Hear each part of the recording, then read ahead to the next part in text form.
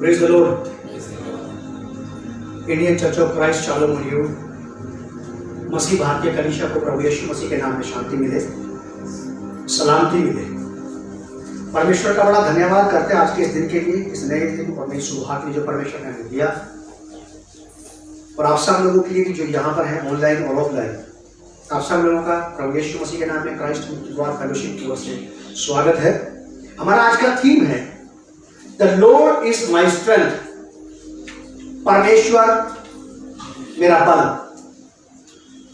यहोवा मेरी शक्ति, मेरा बल। जो लोग बाइबल पढ़ सकते हैं वो अपने घर से अपनी बाइबल लेके आया करें, और साथ में एक नोटबुक, डायरी या एक कॉपी और एक पेन या पेंसिल ले आए। तो जो रेफरेंस यहां से मैं बोल के बताता रहता हूं, उनको जल्दी जल्दी आप नहीं पढ़ सकते बाइबल तो लिख लिया करो। लिखने से ये होगा कि आप घर में जाकर के इसको दोबारा स्टडी कर सकते हैं कि क्या है, क्या कहा गया। यहोवा परमेश्वर मेरा बल, या यहोवा मेरा बल हमारा आज का थीम है। The Lord is my strength. और ये वो चीज है, वो बात है जिसने वास्तव में मेरे अंदर एक नयापन लेके आ गई। ये चीज जानता तो मैं था बाइबल की इस बात को बहुत पहले से, बहुत सारे लोगों से सुना भी है, लेकिन पिछले जो लोग मेरे साथ ज्यादा रहते हैं वो लोग देखेंगे इस बात को कि 2-3 हफ्ते से मैं लगातार इस चीज को रिपीट कर रहा हूँ। लोग घरों में जा करके यही बताने, अगर कोई कहता है कुछ बताइए तो मैं यही वाली बात बता रहा हूँ। इसलिए बता रहा हूँ कि किसने मेरे अंदर भी एक नई आग धधका दी है। मैं कोई ऐसी बात आपको नहीं बताना चाहता जिसने मेरे अंदर कोई काम नहीं किया हो। अक्सर जब भी मेरा मैसेज रहता है यही बात रहती कि परमेश्वर के आत्मा ने मुझे बात बताई, तब मैं आपके पास लेके आया। अगर नहीं बताया तो मैं नहीं लेके आता हूँ। फिर मैं स्पष्ट बोलता हूँ कि ये बात मेरे मन में आई और मैंने इसको तैयार किया, लोगों के सामने लेके आया। ये वाली बात परमेश्वर की आत्मा ने मेरे ऊपर रिवील की 13 तारीख को। उससे पहले की कि 13 तारीख को तो मैंने लिखा है ऐसे, उससे पहले मैंने उसको 2-3 जगह प्रीच किया। इस बात ने मुझे भी आशीष दी और लोगों को भी आशीष दी। हमारा रीडिंग रेफरेंस है बुक ऑफ आइजाया चैप्टर 40, यशायाह नबी की किताब, उसका 40वां अध्याय 28वीं आयत से 31वीं आयत तक। Isaiah chapter 40 verse from 28 to 31। यशायाह नबी की किताब, उसका 40वां अध्याय 28 पद से 31 पद तक। जाना पहचाना रेफरेंस है, जानी पहचानी चीज है। ऐसा स्क्रिप्चर नहीं है कि मैंने कभी सुना नहीं या पढ़ा नहीं। हर वो व्यक्ति जो बाइबल पढ़ता है, संपर्क में रहता है बाइबल पढ़ने पढ़ाने वालों के, वो अच्छे से जानता है इस रेफरेंस को। पुराने नियम में है यशायाह 40वां अध्याय, उसकी 28वीं आयत से 31वीं आयत तक मैं पढ़ रहा हूं, आप लोग सुनिए। और जो लोग जल्दी जल्दी पढ़ नहीं सकते वो लिख लें। यशायाह 40 का 28 से 31। थीम है परमेश्वर मेरा बल, यहोवा मेरा बल। The Lord is my strength. मेरी ताकत है, वो मेरी सामर्थ है, मेरा जोर है। लिखा है, क्या तुम नहीं जानते? क्या तुमने नहीं सुना? यहोवा जो सनातन परमेश्वर और पृथ्वी भर का सृजनहार है, वह ना थकता न श्रमित होता है, उसकी बुद्धि भी अगम्य है। इटर्नल विजडम वाला परमेश्वर है, उसकी बुद्धि भी अगम है। वह थके हुए को बल देता है और शक्ति इनको बहुत सामर्थ्य देता है। जितने लोग थके हुए हैं, निराश, हताश, उदास, इनका मन घट गया है, प्रार्थना करते करते उत्तर नहीं आया, इनकी शक्ति क्षीण हो गई है, उनके लिए आज रिन्यूअल का दिन है। रिवाइव होने का, रिन्यू होने का, नया होने का।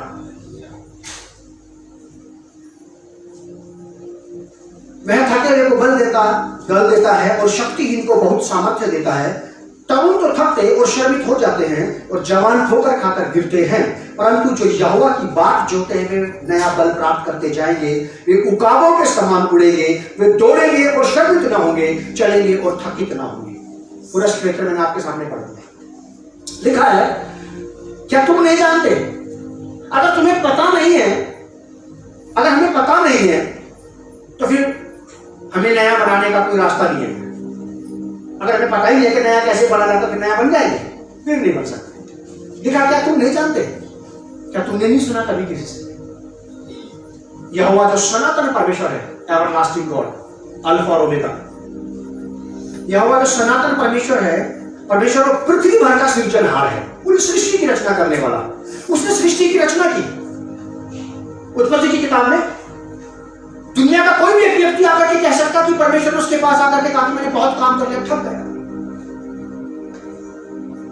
बोला उसने। दिखा के परमेश्वर ने क्या दिया? विश्राम। परमेश्वर ने विश्राम लिया, उसने विश्राम लिया। ये नहीं कहा कि मैं, बाइबल स्कॉलर्स, बाइबल के विद्वान ज्ञानी लोग इस बात को बताते हैं कि वो आराम परमेश्वर के मनुष्य जाति के लिए तैयार किया था, क्योंकि वो अगम्य बुद्धि वाला परमेश्वर है। उसको पता था कि ये काम करेंगे, थकेंगे, इनको रेस्ट भी चाहिए। इसलिए परमेश्वर ने इस सप्ताह के अंदर कहीं ना कहीं कोई ना कोई रेस्ट रखा है। लोग रेस्ट करते हैं, जिनकी ड्यूटियां शिफ्ट में रहती हैं, दिनों रात जहां पे काम चलते हैं, वहां भी आराम मिलने का टाइम मिलता है। लिखा है कि यहोवा जो सनातन परमेश्वर पृथ्वी भर का सृजनहार है, वो ना थकता और ना श्रमित होता है। उसकी बुद्धि अलग है। आप और मैं थक भी जाते, श्रमित भी हो जाते, हमारी बुद्धि भी अलग नहीं है। जब कभी थकते हैं, जब कभी श्रमित हो जाते हैं, बोझिल हो जाते हैं, जब बुद्धि काम नहीं देती, अकल काम नहीं देती, समझ साथ नहीं देती, तब आपके मेरे पास एक आशा है, एक उत्साह है। यहोवा यहां से रिन्यूअल मिलेगा। Is the God of revival. Is the God of renewal. Refresh करने वाला परमेश्वर है। 29वीं आयत में लिखा कि वह थके हुए को बल देता है और शक्ति इनको बहुत सामर्थ्य देता है। यदि आज यहां पे कोई भी व्यक्ति थका हुआ है अपने जीवन में, किसी भी बात से, किसी भी चीज ने थका दिया है आपको, योजनाएं कारगर नहीं हो रही, सफल नहीं हो रही, चिंताएं पीछा नहीं छोड़ रही, परिस्थितियां बदल नहीं रही हैं, हालात बदल नहीं रहे हैं, किसी प्रकार का ऐसा कोई प्रेशर किसी के माइंड पर है जो थका रहा है, या किसी व्यक्ति को ऐसा लगता है, किसी स्त्री पुरुष को ऐसा लगता है कि थक गए, गाड़ी खींची नहीं जा रही है, तो मैं आपसे कहना चाहता हूं कि बस ये आज की बात आप ही के लिए है। आज की बात आप ही के लिए है। वह थके हुए को बल देता है और शक्तिहीन को बहुत सामर्थ्य देता है। तरुण, यूथ, यंगस्टर्स, जो किशोरावस्था के बच्चे होते हैं, तरुण तो थकते हैं और श्रमित हो जाते हैं, और जवान जो बलिष्ठ होते हैं, तंदुरुस्त होते हैं जवान, वो भी ठोकर खा के गिरते हैं। इस जीवन में बहुत सारे अच्छे अच्छे किशोरावस्था के लड़के लड़कियां, किशोरावस्था के, तुम्हारे ऊपर क्या प्रेशर था, तुमने इतना बड़ा गलत कदम उठाया? समझ में आ रही है आपको मेरी बात क्या कह रहा हूं मैं? तुम्हारे कौन से बीवी बच्चे थे जो रो रहे थे, जो तुमने इस प्रकार का विनाश अपने लिए तैयार कर लिया? लिखा के तरुण भी थक जाते हैं। इन यूथ के दिमाग पे भी ऐसी टेंशन, ऐसा प्रेशर, ऐसा प्रभाव आ जाता है कि ये भी कम उम्र के बच्चे आपको थके थके से नजर आएंगे। घरों में चेहरे पर रौनक नहीं, तरावट नहीं। ये तो उम्र तुम्हारी खिलने खिलाने की थी। तरुण अवस्था तुम्हारी ऐसी थी कि तुम्हारा चांद तुम्हारे चेहरे पे नजर आना चाहिए था। कौन खा गया इसे? किसने घेर लिया तुम्हें? चेहरे से ये जवान थके थके से नजर आता है।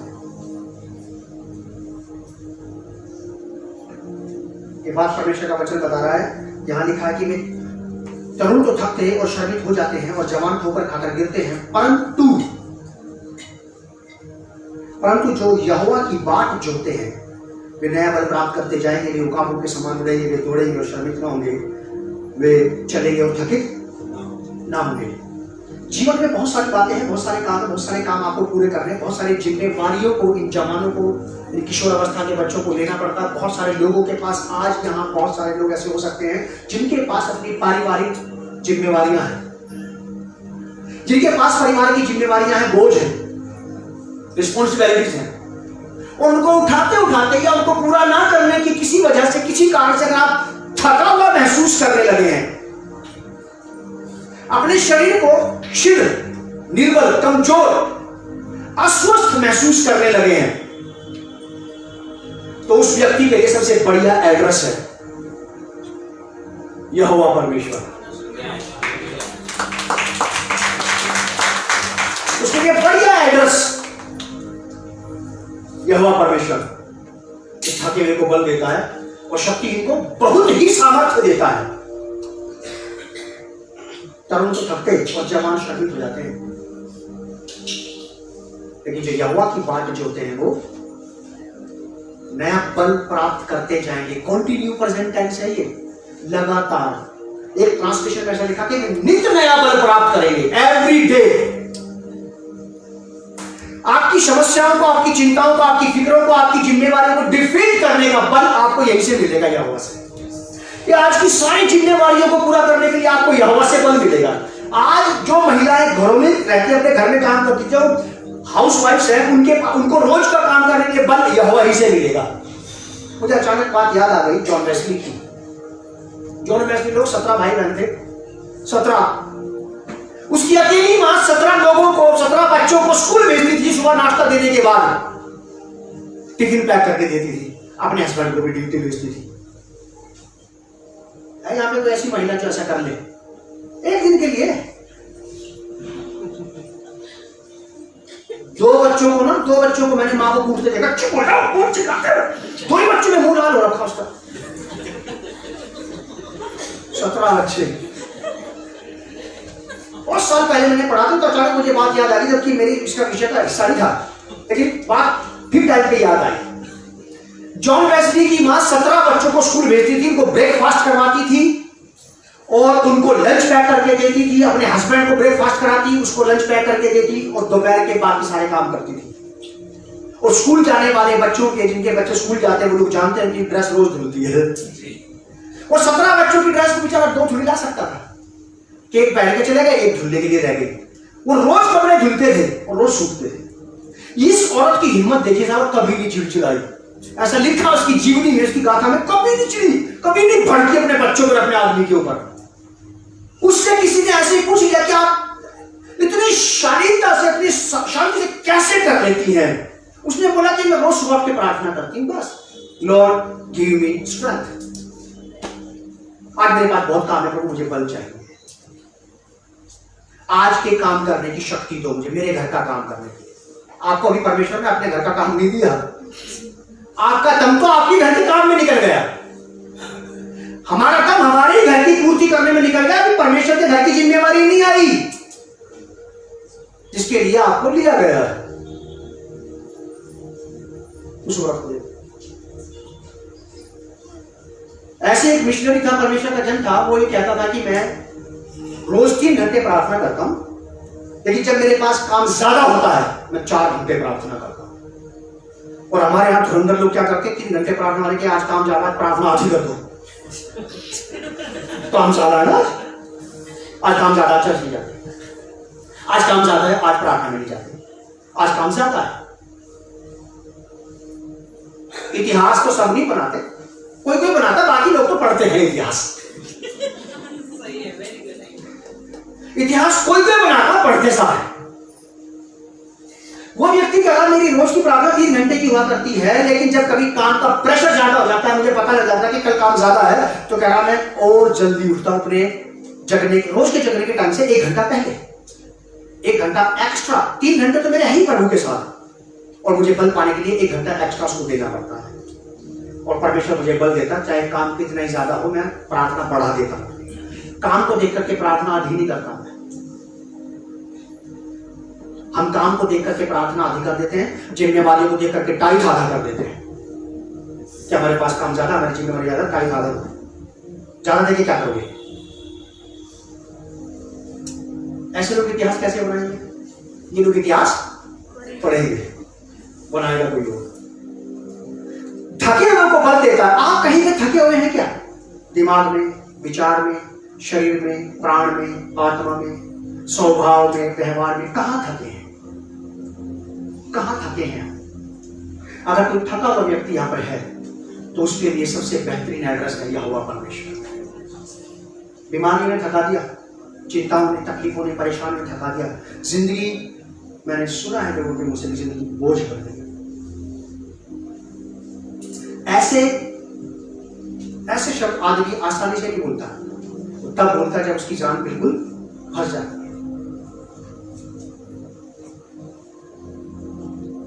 परंतु जो यहोवा की बाट जोते हैं वे नित्य नया बल और नई सामर्थ्य पाते जाएंगे।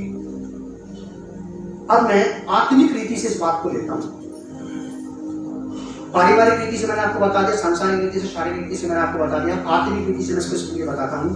परंतु जो यहोवा की बाट जोते हैं, आप में से जितने भी लोग यहाँ पे बैठे हैं जो रोज प्रार्थना करने वाले लोग हैं, छोटी बड़ी ज्यादा उससे कोई अर्थ नहीं है, जो लोग प्रार्थना करते हैं, रोज परमेश्वर की बात जोते हैं अपनी प्रार्थना का उत्तर पाने के लिए, जो परमेश्वर से जिन्होंने आशाएं लगा रखी है, उम्मीदें लगा रखी है, जिन्होंने परमेश्वर की ओर जो ताकते हैं, रोज सुबह उठ करके परमेश्वर की ओर ताकते हैं, जो रोज सुबह परमेश्वर के सामने खड़े हो जाते हैं अपनी आवश्यकताओं की पूर्ति के लिए, अपनी समस्याओं का समाधान पाने के लिए, अपनी जरूरतों की पूर्ति पाने के लिए, अपनी तकलीफों पर विजय पाने के लिए, जो लोग प्रार्थना में लगे रहते हैं, जिनकी प्रार्थना का उत्तर नहीं आया है, तो वो लोग ध्यान दें इस बात के ऊपर कि उन्हें निराश, हताश, उदास होकर के बैठने की जरूरत नहीं है। आपको बिल्कुल परेशान होने की जरूरत नहीं है। आप यहोवा से प्रार्थना करें कि मुझे बल दे कि मेरी प्रार्थनाओं का जोश ढीला ना पड़ जाए। मेरी प्रार्थना जो मैंने तुझसे उम्मीदें लगा रखी है, वो मेरे अंदर से जोश खत्म ना होने पाए। क्योंकि यहोवा अगर वो शारीरिक और सांसारिक थके हुए व्यक्ति को बल दे सकता है, तो वो आत्मिक योद्धा को भी बल दे सकता है। जब प्रार्थना का उत्तर नहीं आता तब निराशा आती, जब प्रार्थना का उत्तर नहीं आता तब हताशा आती, जब प्रार्थना का उत्तर नहीं आता तब चेहरे पे मायूसी आ जाती है, चेहरे की रौनक खत्म हो जाती है। जब प्रार्थना के उत्तर ठीक दिशा में नहीं आते तब लोग परमेश्वर पर सवाल करना शुरू कर देते हैं। लेकिन अब आपको ऐसा करने की जरूरत नहीं है। जब भी कभी आपको लगे कि आप लंबे समय से किसी चीज के लिए प्रार्थना करते आ रहे हैं, मैं आपको ये बताना चाहता हूं, हिम्मत बनाना। पहली बात, बिल्कुल डरने की जरूरत नहीं। आपको यहोवा के पास जाकर के बोलना है कि तब तक जब तक मेरी प्रार्थना का उत्तर मेरी गोद में लौट नहीं आएगा, मेरी झोली में नहीं आ जाएगा, जब तक मैं मेरी प्रार्थना का उत्तर पाकर के आनंद न मना लूं, तब तक मुझे चैन से बैठने मत देना यहोवा परमेश्वर। मुझे ऐसा बल, ऐसी शक्ति दे, मुझे ऐसा अनुग्रह दे कि मैं उस प्रार्थना के पीछे, उस प्रार्थना के उत्तर के पीछे दौड़ा जाऊं और मैं उसको जब तक जाके पकड़ नहीं लेता तब तक मैं चैन से बैठने ना पाऊं। मेरे अचीवमेंट्स तक मुझे पहुंचने का अनुग्रह दे, मुझे बल दे, क्योंकि तू ही मुझे बल देगा कि मैं मेरी प्रार्थना के निशाने तक पहुंच सकूं। प्रार्थना बदल देना सबसे आसान है, प्रार्थना को वही छोड़कर के भाग जाना बहुत आसान है। इसे कहते हैं डिफीटेड बिलीवर्स। बिलीवर डिफीट होने के लिए नहीं पैदा हुआ, लेकिन वो हो जाता है कब? जब उसका भरोसा यहोवा से हट जाता है। फिर पता क्या करता है विश्वासी? क्या करता है? वो अपनी निराशा में उत्साहित होने के लिए, अपनी उदासीनता में बल पाने के लिए, अपने ढीलेपन को फिर से सही करने के लिए वो दूसरों की तरफ ताकने लगता है, भविष्यद्वक्ताओं की तरफ, प्रचारकों की तरफ, गीत संगीत की तरफ। बस वो ये भूल जाता है कि उसको यहां आने की जरूरत है, यहोवा के पास। इस बात ने मेरे ऊपर गहरा प्रभाव डाला है और मैं विश्वास रखता हूं कि ये बात आपके ऊपर भी डेफिनेटली प्रभाव डालेगी। यहां लिखा है कि परंतु जो यहोवा की बात जोते हैं, जो यहोवा की बात जो रहे हैं, बात जोने का मतलब होता है परमेश्वर पर आश्रित होकर के आप अपनी प्रार्थनाएं परमेश्वर के सामने रख रहे हैं। आप कोई प्रार्थना का उत्तर पाना चाहते हैं, आप कुछ नयापन देखना चाहते हैं, आप कुछ एक अलग चीज देखना चाहते हैं, कुछ डिफरेंट बनाना चाहते हैं, तो आप परमेश्वर से जब तक ये काम नहीं हो जाएगा तब तक आप रोज परमेश्वर से इस काम को करने का, इस पूर्ति को प्राप्त कर लेने के लिए प्रार्थना करते रहे कि मुझे बल दे दो, मुझे बल दे, शक्ति दे। प्रार्थना का उत्तर ना आने से निराश ना हो। आपके मन मुताबिक अगर हालात नहीं बन रहे तो क्यों परेशान होना? प्रार्थना करते रहिए लगातार, तब तक जब तक सब कुछ मेरे मन के अनुसार ना हो जाए। समय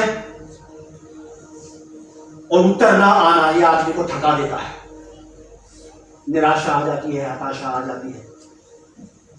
लेकिन आप और मैं इस बात को जानने लिखा कि परंतु जो यहोवा की बाट जोते हुए नया बल प्राप्त करते जाएंगे, नया बल प्राप्त करते जाएंगे उन चीजों पर विजयी होने के लिए जो अभी भी जिन पर अभी भी विजय प्राप्त नहीं की गई है, उन चीजों को पाने के लिए जिनको अभी भी पाया नहीं गया है, वहां तक पहुंचने के लिए। अगर मान लीजिए हम में से कोई व्यक्ति यहां से एक लंबी यात्रा करता है, उसकी गाड़ी का जो टैंक है, पेट्रोल टैंक, उसमें केवल 3 लीटर पेट्रोल आता है, और जहां तक उसको यात्रा करनी है वहां तक की कैपेसिटी होनी चाहिए 6 लीटर की।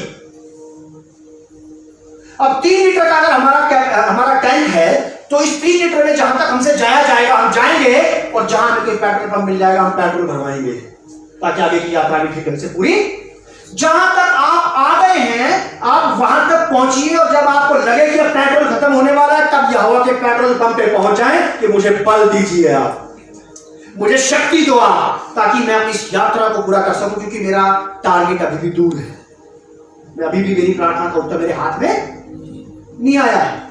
आपको निराश नहीं होना है, हताश नहीं होना, उदास नहीं होना है, और आपको निराश होकर के प्रार्थना को छोड़ नहीं देना है, तब तक नहीं जब तक इसका उत्तर ना आ जाए,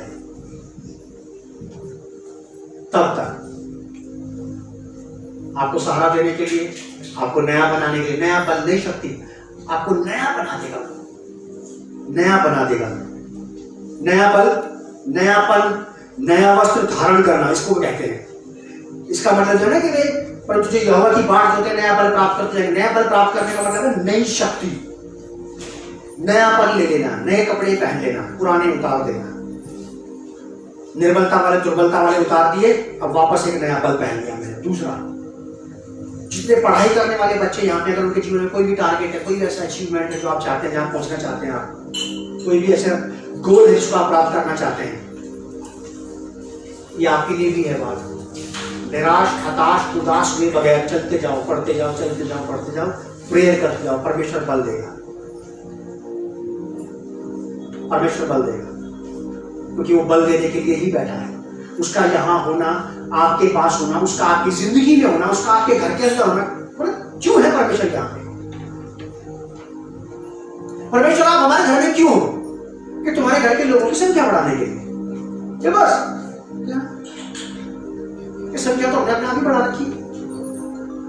परमेश्वर हमारे घरों में इसलिए है कि जब हम थके तो हमें बल दे। परमेश्वर हमारी जिंदगियों में इसलिए है कि जब हम निराश हो तो हमें उत्साहित करे, अपना बल दे करके, फ्रेशनेस दे करके, फिर से रिफाइन करके हमें। इसलिए है परमेश्वर, इसलिए है परमेश्वर। आपको बिल्कुल उदास नहीं होना है, हताश नहीं होना। लिखा है कि परंतु जो यहोवा की बाट जोते हैं वे, केवल वे नया बल प्राप्त करते जाएंगे, क्योंकि वो अभी रुके नहीं है। जो यहोवा की बाट जोते, जो यहोवा पे आश्रित हैं, जो यहोवा से प्रार्थना करते रहते हैं, जो यहोवा से मांगते रहते हैं, वो अभी भी रुके नहीं है, क्योंकि वो रोज परमेश्वर से मांगते हैं कि मुझे ये प्रार्थना का उत्तर पाने के लिए आप मेरी सहायता करो। आपकी सहायता करेगा, आपको एक कदम आगे पहुंचाएगा, फिर एक कदम आगे पहुंचाएगा, फिर एक कदम आगे पहुंचाएगा। लेकिन बल प्राप्त करते जाएंगे, वे उकाबों के समान उड़ेंगे, वे दौड़ेंगे। आप प्रार्थना करते रहेंगे, करते रहेंगे, करते रहेंगे, कभी थकेंगे नहीं। आप उपवास में, फास्टिंग प्रेयर में बढ़ते जाएंगे, बढ़ते जाएंगे, कभी श्रमित नहीं होंगे। क्यों? क्योंकि परमेश्वर आपको बल देता है। अगर आपने मैंने परमेश्वर के बल के बगैर काम किया तो मैं बता देना चाहता हूं आपको कि हम में से बहुत सारे लोगों को अपनी सेवा छोड़नी पड़ेगी। हम में से बहुत सारे लोगों को अपना विश्वासी जीवन छोड़ना पड़ेगा। हम में से बहुत सारे लोगों को अपनी प्रार्थना को अधूरा ही दफन करना पड़ेगा। क्यों? क्योंकि ये हमारे बल से नहीं होगा, ये तो परमेश्वर के बल से होगा। जब परमेश्वर हमें बल देगा तो अभी ऊपर हमने क्या पढ़ा 28वीं आयत में, क्या तुम नहीं जानते, क्या तुमने नहीं सुना कि यहोवा जो सनातन परमेश्वर है, पृथ्वी भर का सृजनहार है, वो कभी नहीं, यहोवा क्या नहीं होता, थकता नहीं है। जब वो नहीं थक रहा तो वो आपको भी थकने नहीं देगा। आपकी प्रार्थना रोज सुन सुन के परमेश्वर बोर नहीं हुआ अभी भी आपसे। जब वो नहीं थका आपकी सुनते सुनते हम क्या कहते हैं, थक गया यार, चुप हो जा, बहुत बोलता है यार। परमेश्वर हमारी सुनता सुनता नहीं थका था, वो हमें ऐसा बल देगा कि हम सुनाते सुनाते नहीं थकेंगे, क्योंकि वो भी नहीं थकता और वो व्यक्ति भी नहीं थकेगा, तो उससे बल पाता है। ना तो परमेश्वर थक रहा है और ना वो व्यक्ति थकेगा, तो परमेश्वर से बल प्राप्त कर रहा है। एनर्जी उसी अंदर व्यक्ति के अंदर आती है जो एनर्जी ड्रिंक पीता है, और जिसने एनर्जी ड्रिंक नहीं लिया वो डिहाइड्रेशन से मर जाता है। यहोवा खुद भी नहीं थकता, और यदि आपने उसे पुकारा तो आज मैं आपको ये बताना चाहता हूं कि वो आपको भी थकने नहीं देगा। अगर आपने सचमुच में उसको पुकार के बोला कि मुझे विजय चाहिए यहां, तो इसके लिए आपको रोज बल प्राप्त करना पड़ेगा। रोज, अगर रोज बल प्राप्त नहीं किया तो एक दिन थक के बैठना पड़ेगा। गलातियों की पत्री उसका 6 अध्याय 9 पद, गलाशियंस 6 अध्याय 9 पद।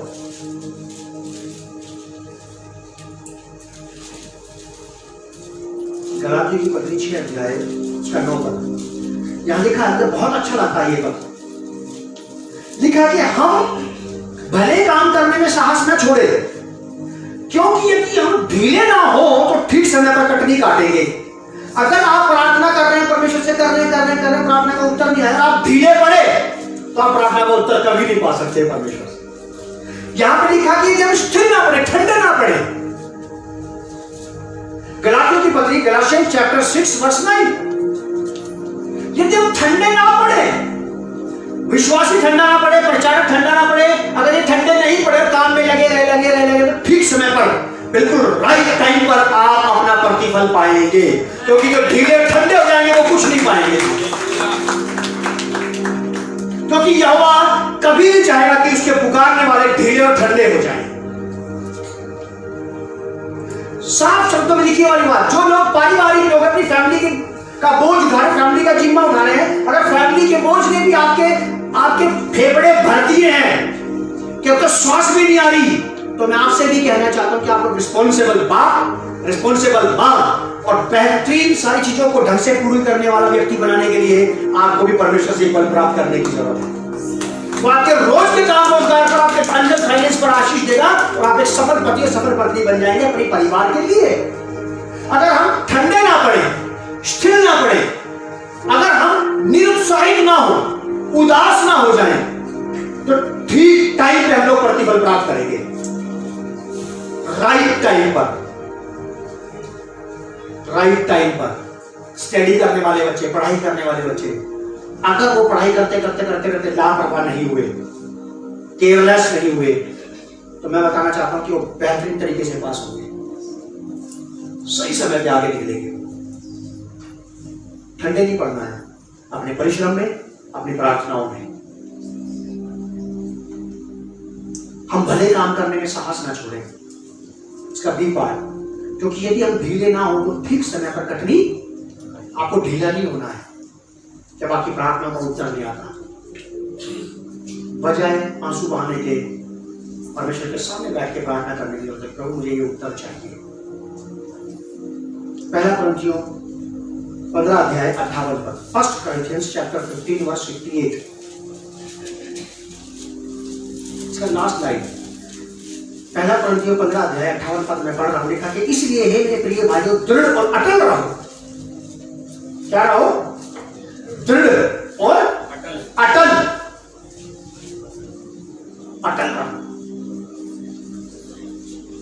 ये भी कौन सी न्यू प्रेजेंट टेंस है?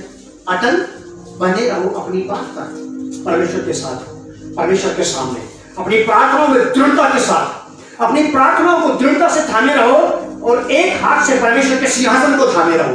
छोड़ना नहीं, ना प्रार्थना को छोड़ना है और ना परमेश्वर के सिंहासन को छोड़ना है। साफ शब्दों में लिखा है, इसलिए हे मेरे प्रिय भाइयों, दृढ़ रहो, दृढ़ और अटल रहो और प्रभु के काम में सर्वदा बढ़ते जाओ। प्रभु के काम में, उस काम में जो प्रभु ने आपको दे रखा है, या वो काम जो आपने प्रभु के लिए बना रखा है, जो काम में आप लग गए प्रभु के साथ, अपने भविष्य को लेकर, अपने जीवन को लेकर, अपनी फैमिली को लेके, अपनी सेवा को लेके, या किसी भी बात को लेकर के आप परमेश्वर के साथ अगर लड़ गए हैं, तो लिखा है कि उसमें दृढ़ और अटल बने रहो और प्रभु के काम में सर्वदा बढ़ते जाओ। स्टॉपिज नहीं होना चाहिए,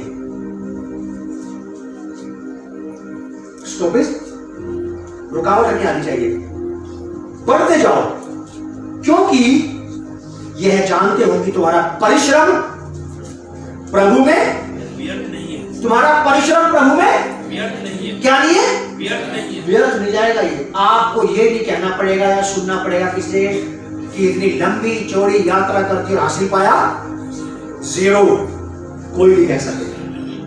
पास्टर डैनी ही कहते हैं वाली बात कि आप, हो सकता है कि आप अपने जीवन की, अपने दिन की शुरुआत जीरो से करें। आप सुबह उठे, अभी कुछ है नहीं एक्साइटमेंट के लिए, जीरो से दिन की शुरुआत हो सकती है, लेकिन इसका 100 पे हो सकता है, क्योंकि अभी तो शुरुआत है, दिन चढ़ाई है, तो उठे हैं, अभी तो हम उठे, अभी तो नाश्ता करेंगे, चाय पिएंगे, होश में आएंगे, फिर उसके बाद लग जाएंगे अपने कामों में। हमने दिन की शुरुआत जीरो से की, लेकिन इसका अंत 100 पे जाकर के करेंगे हम लोग। आज 100% आज के दिन का बेनिफिट ले लेंगे, 100% आज के दिन का पूरा रस निकाल लेंगे और कामयाबी को शाम को कामयाबी परमेश्वर को दिखा करके कहेंगे कि धन्यवाद आपका। सुबह शुरू में तो देखने से लग रहा था कि जीरो में, लेकिन शाम तक आप इसको 100 में तब्दील कर दिया। मैं आपका धन्यवाद करता हूं। व्यर्थ नहीं जाएगा आपका परिश्रम, परमेश्वर में आपका परिश्रम व्यर्थ नहीं है। जो प्रार्थनाएं आप अपने लिए कर रहे हैं, अपने परिवार के लिए कर रहे हैं, अपनी आवश्यकताओं के लिए कर रहे हैं, अपने प्रतिफल पाने के लिए कर रहे हैं, एक बात याद रखना, यहोवा ना तो थकता है और ना श्रमित होता है। और जो लोग उससे जुड़े रहते हैं, ना तो कभी थकेंगे और ना श्रमित होंगे। थक करके वो लोग, डिप्रेस होकर के वो लोग, निराश हताश होकर के वो लोग कोई दूसरा कदम उठाएंगे जिन्होंने यहोवा से नया बल प्राप्त नहीं किया है। क्योंकि यहोवा ही का बल एक ऐसा बल है जिसने हमारी सृष्टि की रचना की, उसके बाद भी आज भी सृष्टि का पालन पोषण करने में काम में लगा हुआ है। आज भी काम में लगा, रेस्ट नहीं है उसके पास। कभी भविष्य में टाइम मिलेगा तो मैं आपको बताऊंगा कि परमेश्वर ने कभी रेस्ट नहीं किया शुरुआत से, क्योंकि यह जानते हो कि तुम्हारा परिश्रम प्रभु में व्यर्थ नहीं है। मेरे साथ एक लिखा गया अय्यूब की किताब, book of Job chapter 42 verse 12। भजन संहिता से पहले आती है अय्यूब की किताब, अय्यूब की किताब 42 अध्याय 12। Book of Job chapter 42 verse 12, बहुत ही बेहतरीन पद है ये अय्यूब की किताब का आखिरी अध्याय है। और यहाँ पे ऐसा लिखा है कि अय्यूब ने सारी परीक्षाएं दे दी, सारी परीक्षाओं के बाद परमेश्वर ने अय्यूब को दुगना भाग दिया।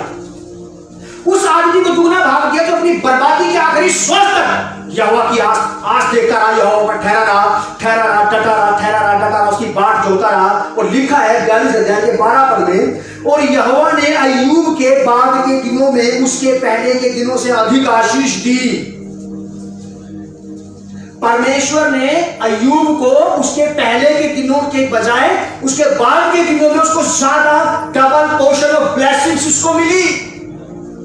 लेकिन उसने एक लंबी यात्रा पार की, दुख की, तकलीफ की, पीड़ाओं की, परेशानियों की, आजमाइश की, परीक्षा की, और खड़ा निकला। धीरे धर के यहोवा की बाट जोता रहा। और यहोवा अपने पुकारने वालों के, बाइबल में से लिखा है कि यहोवा को पुकारता है, यहोवा कान धर के उनकी सुन लेता है। ये परमेश्वर जिसकी मैं बात कर रहा हूं, ये अंधा, गूंगा, बहरा, लंगड़ा, लूला, लाचार नहीं है कि इसको उठाए फिरना पड़ता हो कहीं कि जहां हम जाएंगे इसको भी ले चलो, भी उठा के, ये अच्छा हमारी पीठ पे सवार हो गया। ये ऐसा परमेश्वर है, कहता कि तू जहां जाएगा मैं तेरे संग रहूंगा। यहोवा ये भी कहता बाइबल में कि तू चल और मैं तुझे छुड़ाता रहूंगा, बचाता रहूंगा, तेरे लिए राह बनाता रहूंगा। आप कह सकते हैं प्रभु मैं मेरे रास्ते से तकलीफों को हटाओ, रुकावटों को हटाओ, बाधाओं को हटाओ, एक स्ट्रेट वे बना दो आप मेरे लिए, सीधा रास्ता बना दे। अय्यूब ने एक लंबी यात्रा की, पीड़ाओं की, तकलीफ की, दुखों की, डिफीट की, हार की, लेकिन यहोवा का दामन नहीं छोड़ा उसने, यहोवा का हाथ नहीं छोड़ा, उसका साथ नहीं छोड़ा। और वो लगातार परमेश्वर की तरफ ताकता रहा, निहारता रहा, उसकी बाट जोता रहा। उसने बाट जोते जोते ये वाली बात कह दी कि मुझे यकीन है कि एक दिन यहोवा प्रकट होगा और मेरे लिए सब कुछ नया कर देगा। बात कि तकलीफ के दिनों तुम भी देखो एक दिन यहोवा मेरी जिंदगी में प्रकट होगा, मेरे घर में प्रकट होगा, सब कुछ मेरे लिए नया कर देगा और वो मुझे भी नया बना देगा। और यहोवा ने सचमुच अय्यूब को भी नई खाल दे दी, नई स्किन उसने उसको दे दी। जो लोग अय्यूब की किताब के बारे में जानते हैं उन लोगों को पता है क्या कह रहा हूं। परमेश्वर ने उसको फिजिकली भी नया बना दिया। बस ये बाट जो होता है अपनी बर्बादी और तबाही के बावजूद भी इसके विश्वास का दम नहीं टूटा, इसकी आशाओं का हौसला नहीं छूटा। इसने परीक्षा दी, कष्ट में रहा, तकलीफ में रहा, बस इसने यहोवा को ही ताकता रहा, पुकारता रहा। यहोवा ने इसको बल दिया, यहोवा ने इसको बल दिया और शक्ति दी और थका नहीं। भजन संहिता 126 अध्याय का 5 पद, भजन संहिता 126 का 5, साम 126 वर्ष 5। जो आंसू बहाते हुए बोते हैं वे जय जयकार करते हुए लबने पाएंगे। लबने का मतलब होता है काटने। अगर आपने यहोवा के सिंहासन के अलावा कहीं और आंसू बहाए, ऑनलाइन देखने वाले भी और ऑफलाइन देखने वालों भी, मैं लिख के देता हूं, आप कोई फसल नहीं काट पाएगा। अगर आपने यहोवा के अलावा कहीं और आंसू बहाए, रिश्तेदारों में, दोस्तों में, संगिया ये किया, तो कहीं भी फसल नहीं मिलेगी। जो यहोवा की बात जोते वो प्रतिफल लेकर के आए, जो यहोवा की बात जोते वो अपने जीवन में 100% फसल काट पाएंगे। जो आंसू बहाते हुए बोते हैं, जो प्रार्थनाओं को आंसुओं के साथ बो रहे हैं, जो प्रार्थनाओं को आंसुओं के साथ निराई गुड़ाई सिंचाई कर रहे हैं अपनी प्रार्थनाओं की, जिनकी प्रार्थनाएं यहोवा के सामने आंसुओं को पी पी करके बड़े वृक्ष के समान बन गई, वो अपनी प्रार्थनाओं का प्रतिफल पूरा पूरा पाएंगे। जो आंसू बहाते हुए बोते हैं वो जय जयकार करा गुनगुनाते हुए, इधर से उधर से पता नहीं कहां से पैसा आ रहा है, गाने गाते गाते जेब में रखते जा रहे। यही लोग होंगे बस।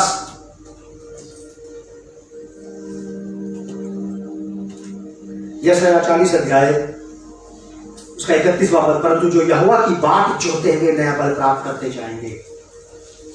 आत्मिक रीति से भी, आर्थिक रीति से भी, मानसिक, हार्दिक, सामाजिक रीति से भी और पारिवारिक रीति से भी। समस्या चाहे जीवन के किसी भी क्षेत्र में हो, आपको नया बल प्राप्त होगा परमेश्वर से अपने जीवन के हर एक क्षेत्र में विजय प्राप्त करने के लिए। बाइबल में लिखा कि मैं तुझे पूंछ नहीं, क्या बनाऊंगा? सिर। मेरी रोज की प्रार्थना रहती है कि आप मुझे मेरी जिंदगी के हर एक क्षेत्र में सिर बनाओ। जहां मैं बाप हूं वहां पे भी, जहां मैं पिता हूं वहां पे भी, जहां पुत्र हूं वहां पे भी, जहां सेवक हूं वहां पे भी, जहां बिलीवर हूं वहां पे भी, और जहां सामाजिक मनुष्य हूं वहां पे भी। आगे रखना मुझे, और मैंने डिमांड थोड़ी की, ये तो उसने मुझे खुद ही दिया है कि मैं तुझे पूछ नहीं बनाऊंगा, तुझे। अब आप उससे कहो कि मुझे मेरी लाइफ के हर एरिया में आप सिर बनाओ।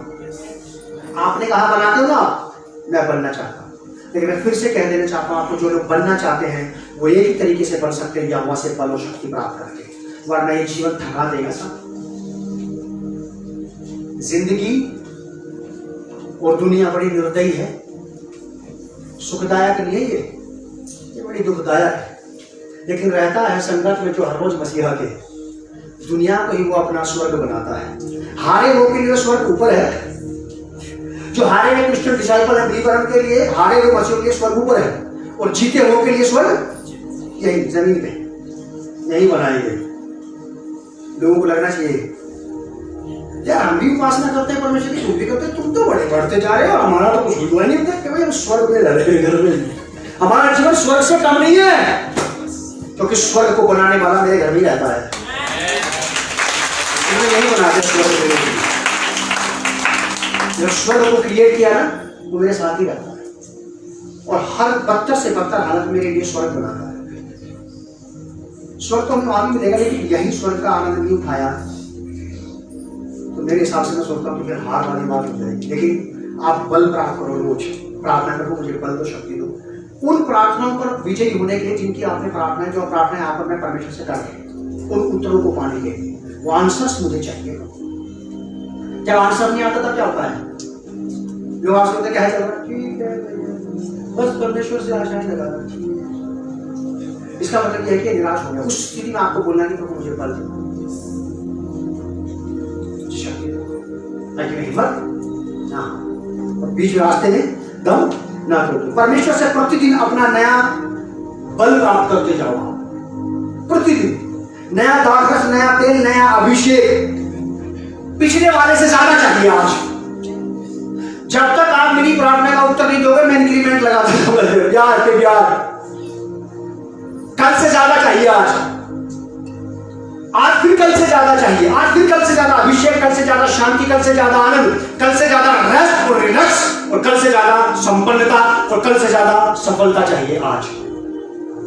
बढ़ाते जाओ, बढ़ाते जाओ, इसे बढ़ाते जाओ, बढ़ाते जाओ, बढ़ाते जाओ, बढ़ाते जाओ, बढ़ाते जाओ। जब परमेश्वर मिलेगा एक ही पल में पूर्ति कर देगा। आदरणीय पिता प्रभु यीशु के नाम से मैं आपका धन्यवाद और आपकी तारीफ करता हूं। प्रभु मेरी आपसे ये प्रार्थना है, प्रभु आपके लोगों को आप नया पल और नई शक्ति प्रदान करें। यदि आज किसी प्रकार से कोई निराश है, हताश है, उदास है, प्रभु जी किसी भी प्रकार से बोझिल है, थक गया है, प्रभु नया बल और नई शक्ति प्रदान करें, ताकि ये उकाबों की नहीं अपने जीवन में ऊंचे उड़े, ये नीचे नहीं आए प्रभु जी, ये ऊंचे से ऊंचे पर चलते चले जाएं। ब्लेस करें होली स्पिरिट, आप हमारे फेफड़ों में नई हवा फूंक दें, नई हवा डाल दें, ताकि हम ज्यादा से ज्यादा दौड़ने लगे और ज्यादा दौड़ने लगे। यीशु मसीह के शक्तिशाली नाम से इस प्रार्थना को मैं मांगता हूं, आमीन। God bless you.